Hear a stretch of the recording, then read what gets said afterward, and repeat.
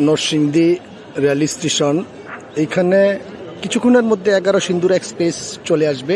আমি আপনাদেরকে দেখাবো, ধৈর্য সহকারে দেখবেন। 11 সিন্দুর এক্সপ্রেস ঢাকাগামী চলে আসছে আমাদের। 11 সিন্দুর এক্সপ্রেস ঢাকাগামী, 11 সিন্দুর এক্সপ্রেস ঢাকাগামী রেল।